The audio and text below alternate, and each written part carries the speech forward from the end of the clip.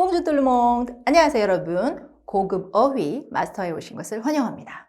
오늘은 오리엔테이션이에요. 어떻게 강좌가 진행되고 어떤 내용으로 진행되는지 요거를 잠깐 살펴볼 거예요. 우선은 여러분들이 어휘 하면은 지금까지 너무나도 많이 했어요. 그런데 지금까지 했던 어휘들은 대부분 초급, 중급이었어요. 그래서 일상생활에서 쓸 때 이 정도 어휘를 가지고 그냥 얕은 대화 정도 할 수 있는 그 정도의 어휘를 공부했는데요. 고급 어휘예요. 그러면 프랑스, 지식인들이 많이 쓰이는 어휘들이 들어가고 각 분야, 모든 분야를 총망라한 주제가 나오고 있어요. 그래서 여러분들이 이 정도 수준을 알아야 이제 일상 대화 속에서도 깊이 있는 대화, 걔네들이 하는 거 대충 감으로 때려 맞추지 않고 의미를 정확하게 파악할 수 있어요. 그래서 어휘를 고급 어휘까지 배우는 게 굉장히 중요하고요. 여러분들이 세영, 세두까지 공부하신다면 지문이 굉장히 어렵죠. 누가 보는 지문이에요? 프랑스 성인들 중에서도 신문을 읽는다는 건 지식인들이 읽는 신문이에요. 그래서 그 정도의 어휘를 파악할 수 있으려면 고급 어휘까지 공부하셔야 됩니다. 그러면 고급 어휘 강좌 개요를 한번 볼게요. 일상생활 속에서 자주 사용하는 프랑스어 표현이에요. 그렇죠, 표현. 그런데 일상생활 속에서 사용되는 것도 있고요. 그 다음에 이제 약간 지식인들 조금 더 심도 있는 주제 이런 것까지 다 포함이 됩니다. 그래서 어휘를 고급으로 좀 업그레이드 해보자고요.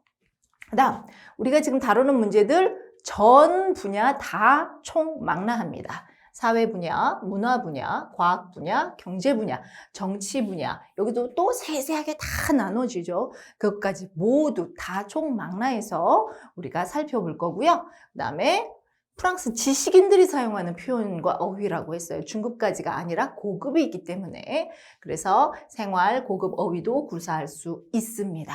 여기 보면 그냥 어휘만 뚝뚝뚝 끊어져서 나오는 게 아니라 어휘를 활용한 예문과 지문들이 같이 있어요. 그래서 그 어휘가, 그 단어가 어떻게 녹아들여서 맥락에서 사용되는지 이게 제일 중요해요. 여러분들 하나의 단어가 여러 가지 뜻이 있잖아요. 그 뜻이 이 지문에서는 어떤 맥락으로 가지고 쓰이는지 이게 바로 불어입니다. 그래서 그거를 한번 배워볼 거고요. 고급 어휘 익혔죠? 이 고급 어휘뿐만 아니라 대화를 통해서 회화도 공부할 거고요. 또 가장 많이 할 수 있는 게 프랑스 사회와 문화를 배울 수 있어요. 여러분들 뭐라 그래요? 말해봐. 네가 누군지 알려줄게. 그 사람이 말하는 게 바로 그 사람이 누군지를 알려주는 거예요. 똑같아요. 프랑스의 어휘와 표현을 배우면 프랑스의 사회와 문화를 알 수 있는 거예요. 그래서 총망라된 프랑스 사회의 전 분야를 다 공부할 수 있습니다. 그리고 우리 문법과도 일맥상통하기 때문에 고급 문법과 고급 어휘 같이 배우면 여러분들 훨씬 더 시너지가 있어서 어휘와 표현과 문법까지 다 배울 수 있습니다. 그 다음에 수강자 대상 보조. 이거 고급이에요. 고급. 여러분들이 지금까지 어휘를 중급까지만 배웠기 때문에 대충 때려 맞추는 경우가 있었지만 고급이기 때문에 어디까지? 배2는 중급까지도 가능하지만 배2라고 해서 여러분들이 그냥 청소년들이 보는 신문이 아니고 성인들이 보는 신문에서 나오기 때문에 배2부터 세영, 세두까지 모든 응시자들이 공부하면 좋은 어휘들입니다. 그리고 특히 이제 외교 아카데미라고 해서요. 지금은 이제 외무고시, 그렇죠. 외무고시라고 했어서 예전에 외무고시가 없어지면서 외교 아카데미 시험이 따로 있습니다. 그런데 그게 세영, 세두 수준이에요. 그래서 그 정도로 공부하시려면 이제 고급 어휘까지 공부하셔야 되고, 그다음에 프랑스 유학 준비생 처음에 유학 갈 때 아주 기초적인 어휘만 가지고 가면 굉장히 고생을 많이 해요. 그래서 여러분들이 좀 고급 표현들 또 문법들 다 공부하고 가시면 거기서 처음엔 조금 알아듣기 어려워도 가서 적응하고 굉장히 빠른 속도로 불어를 배울 수 있어요. 그래서 프랑스 유학 가시는 분들 꼭 준비해 가시면 좋고요. 그다음에 불어 전공하는 학생들 당연히 불어 전공하면 어휘와 표현 배우셔야죠. 그다음에 대학원이나 대학원생까지. 고급으로 공부하고 싶은 사람들, 네, 여러분들 소설책을 읽거나, 그죠? 프랑스 원서를 읽으려고 하고, 또 프랑스 영화를 직접, 그죠? 자막 없이 보려고 하면 고급 어휘까지 알아두셔야지 프랑스 사람들이 자연스럽게 말하는 걸 이해할 수 있어요. 그 다음에 통번역 입시, 그죠? 응시자들, 통번역 대학원을 들어가려면 여러분들이 시사를 많이 알아두셔야 되는데, 그게 좀 함정이 있어요. 시사 공부로 입학시험을 합격해서 그렇죠? 들어갔어요. 그런데 문제가 뭐야? 네, 들어가서 외국인들하고 그렇죠? 전혀 한국어를 쓸 수 없는 수업들이 굉장히 많아요. 원어민과의 네, 토론 수업이 있고요. 또 전공 프랑스어 수업이라고 해서 또 다른 원어민과 또 자기 프레젠테이션 주제를 가지고 자기가 그렇죠? 연사가 돼서 프레젠테이션 하는 수업들이 있어요. 그런데 그거는 시사를 가지고 하는 게 아니고 일상적인 대화를 여러분들이 또 프레젠테이션도 하고 대화를 할 수 있어야 되는데 그거를 준비를 못하고 가서 열심히 시사만 공부하고 가서 들어가면 굉장히 고생을 많이 하고 중도에 포기하고 나오는 사람들이 많아요. 그래서 물론 국내파라고 통번역 대학원을 못 들어가는 건 아니에요. 국내파는 한국에서만 공부하신 분들이에요. 그런데 들어가서 사회와 문화 또 일상적인 표현을 모르기 때문에 고생을 많이 해서 졸업해 대학원 그렇죠 나와서 필드에서 활동하기가 좀 어려워요. 그러니까 여러분들이 그렇죠 프랑스 사회와 문화를 직접 가서 체험하지는 못할 수도 있어요. 물론 가서 체험하는 게 굉장히 좋아요. 네, 제가 보기에는 통번역 대학원 들어가시려면 그냥 번역만 하지 나는 그러면 뭐 상관은 없지만 통역까지 필드에 나가서 원어민들을 그렇죠 대하고 또 일상생활까지 통역을 하려면 프랑스에서 6개월에서 1년 이상은 좀 거주 경험이 있어서 사회 문화를 좀 습득하는 게 중요해요. 그 사람들의 그렇죠 말할 때 그런 맥락을 좀 파악할 수 있으면 근데 그걸 못할 수도 있어요. 그러면 우리가 간접 경험으로 그렇죠 불어를 배워야 하는데 그게 바로 뭐냐면 이런 디알로그 그렇죠 또는 표현 어휘들 그리고 프랑스 영화예요. 프랑스 영화뿐만 아니라 프랑스 드라마, 그렇죠. 가장 외국어를 공부를 제일 잘할 수 있는 게 로맨틱 드라마나 코미디 이런 것들인데요.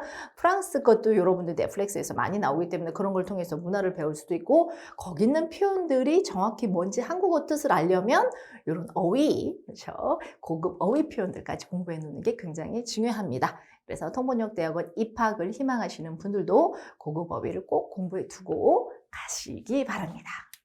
그럼 이제 수업 구성을 볼게요. 수업 구성은 이제 핵심 어휘가 색깔이 다른 걸로 표시가 항상 돼 있고요. 그러면서 핵심 어휘가 딱딱딱딱 단어만 나열된 게 아니고 그 어휘가 녹아들은 맥락이 항상 있습니다. 그래서 어휘 설명과 함께 상황을 같이 설명을 해주고요. 상황 설명이 있으면 그 다음에 그거에 대한 예문이 항상 있어요.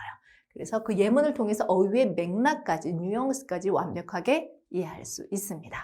그 다음에 핵심 표현을 정리해서 연습 문제를 만들어 놨는데요. 각 강마다 10문장에서 15문장씩 만들어 놨어요. 그러면 그거는 따로 워크북으로 제공이 돼서 나갑니다. 그러면 여러분들이 어휘를 공부를 많이 했어. 그렇다고 그게 머릿속에 다 있는 게 아니잖아요. 항상 잊어버리잖아요. 그래서 이 워크북을 통해서 계속 중요한 핵심적인 표현만 계속 반복해서 해뺄 그렇죠? 공부를 하시면 거기 있는 그 교과서에 있는 내용, 제가 교재 만든 내용을 다시 한번 머릿속으로 상기시킬 수 있어요. 그러면 안 잊어버리죠. 쉽게 안 잊어버려요. 그 다음에 어휘 모음집. 이거는 어마어마한 작업을 통해서 제가 만들었습니다. 각 강마다 색깔이 다른 그렇죠 중요 표현들, 그렇죠 불어 표현들이 이렇게 있어요. 그거를 딱 가지고 그렇죠 문장이나 또는 어휘를 가지고 어휘 모음집을 만들어놨어요. 이건 어마어마한 작업이었는데요. 이거는 워크북은 그렇죠 중요한 핵심 문장들만 10개씩인데 이거는 거기 있는 모든 제가 교재 만든 거기 있는 모든 내용들을 다 어휘로 만들어놨어요.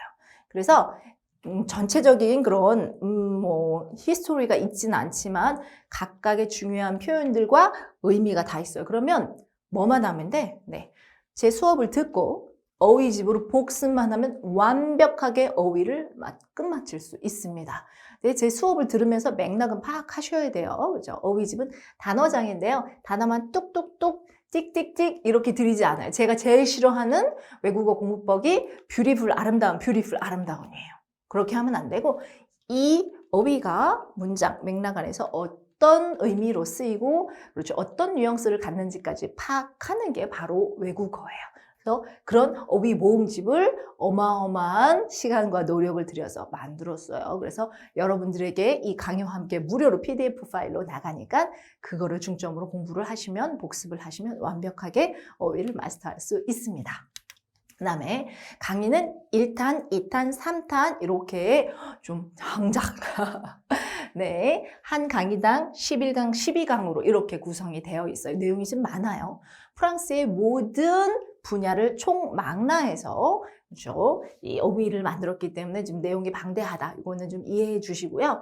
그 대신 이제 1탄, 2탄, 3탄으로 만들어서 카테고리를 좀 만들었어요. 1탄은 한번 보죠.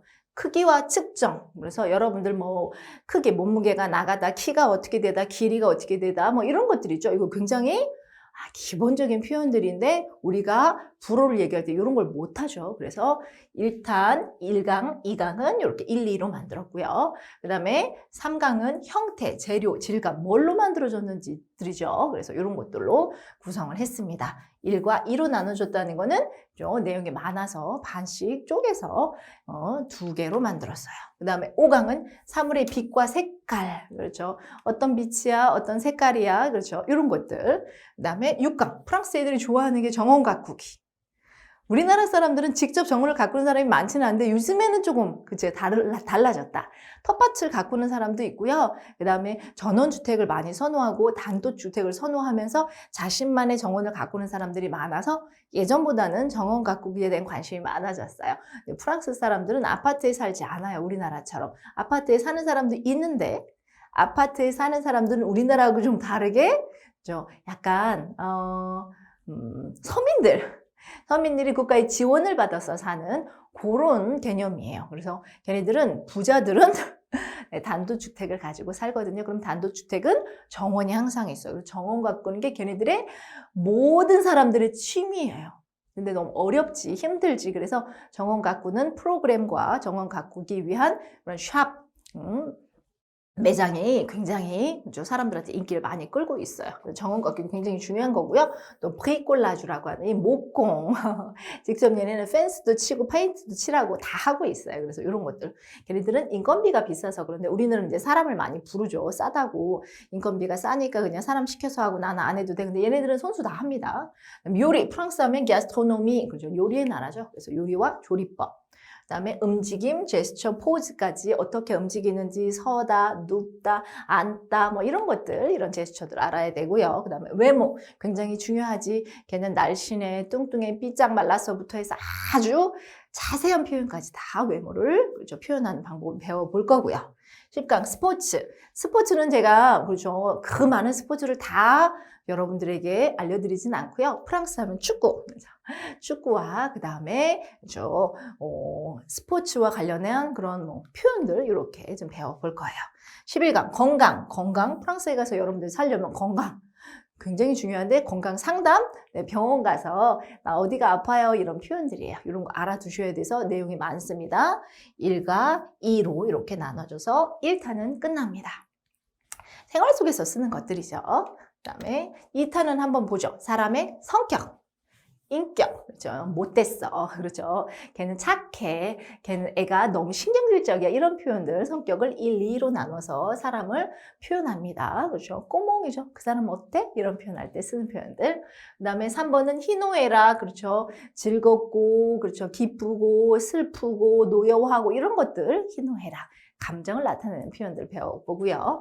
4강, 감정적인 반응이에요. 이거는 반응들, 어떻게 반응하다. 이런 것들, 표현들 배워보고요. 5강하고 6강은 1, 2로 나눠서 지적생활이에요. 지적생활, 머리 인텔렉주얼이에요. 그래서 어떤 지적생활이 있는지 배워볼 거고요. 7강, 그렇죠. 의지와 행동. 그래서 의지는 뭐라고 표현하고 어떻게 의지를 행동으로 나타내는지 표현들. 8강, 9강 의사소통인데요. 의사소통은 그렇죠. 코뮤니케이션이에요. 코뮤니케이션 하는 방법들을 1, 2로 나눠서 구성을 했습니다. 그 다음에 10강. 우편 서비스 행정이라고 해서요. 물론 요즘에는 그렇죠. 우편을 직접 여러분들 우체국 가서 붙이는 경우는 별로 아예 택배는 붙일 수 있겠다. 근데 뭐 집에 와서 붙이지만 프랑스는 우리나라처럼 택배 시스템이 많이 이렇게 발달되어 있지 않기 때문에 직접 우체국에 가서 보내야 되는 경우가 많아요. 그래서 우편, 그다음에 이거는 행정 서비스 같은 거, 뭐 은행 가서 서비스 받는 거 이런 서비스를 다 얘기하고요. 프랑스 행정 그렇죠. 유명하죠. 뭘로 게으르고 느리고 느려 터지다란 말까지 하는데요. 그 행정, 프랑스 행정 여기서도 나옵니다. 행정에 대해서 배워볼 거예요. 그다음에 11감은 고등교육과 학술 연구라고 했는데요. 고등교육이라고 하는 건 그렇죠. 대학교 이상, 대학 석사, 박사까지를 얘기하는데 그런 그죠. 연구 과정, 학술 연구까지 이렇게 2탄은 구성이 되어 있습니다. 마지막 3탄 11강으로 구성이 되어 있어요. 그다음에 회사 생활 그렇죠. 조금 더 그렇죠. 범위가 넓어지고 있어요. 회사 생활 어떻게 하는지 그렇죠. 뭐 직원들은 뭐라고 하는지, 회사에서 잘렸어, 회사에 취업했어, 그 다음에 자기소개서 뭐라고 해, 이런 것들 표현하는 것들이고요. 이강 경제와 무역, 오, 마크로이코노미크네요. 네, 거시경제까지 나옵니다. 경제와 무역이 배우고요. 그 다음에 과학기술 분야, 그리고 미디어와 언론 분야, 범죄와 다양한 행위 분야, 그 다음에 환경 분야. 그렇죠? 이거는 약간 더 전문적이에요. 3탄은 정치와 사회 분야, 그 다음에 예술도 조형예술이 있고요. 공연예술이 있어요. 그래서 이렇게 예술을 2개로 나눠줄 거고요. 마지막 프랑스, 물론 지금은 영화가 많이 죽었지만 영화의 그렇죠 뭐예요? 소스, 진원지라고 하면 그걸 프랑스라고 많이 하죠. 그래서 프랑스의 영화, 그 다음에 사진예술 좀 배워볼 거고요. 마지막에는 책과 문학, 프랑스의 문학은 전 세계적으로 유명해서 명작들이 다 프랑스, 많죠. 사르트르부터. 그런데 이제 이 책과 문학에 대한 얘네들은 아직도 자부심이 있어요. 이렇게까지 해서 3탄으로 구성을 했습니다. 그러면 우리 이제 차근차근 1탄부터 시작하고요. 선생님 수업을 잘 듣고 선생님이 제공하는 어휘 모음집을 가지고 복습을 하고 연습 문제 있는 10문장에서 10문장, 15문장을 가지고 워크북으로 한 번씩 말로 하면서 외우는 연습해보고 이렇게 하면은 어휘가 프랑스에 있는 모든 고급 어휘가 총망라됐어요. 그럼 여러분들 이제 거침없이 프랑스 사람들하고 얘기하고 거침없이 여러분들 원서를 읽을 수 있을 거예요. 그럼 우리 미래의 나를 상상하면서 바로 1탄 들어가 봅시다. À bientôt!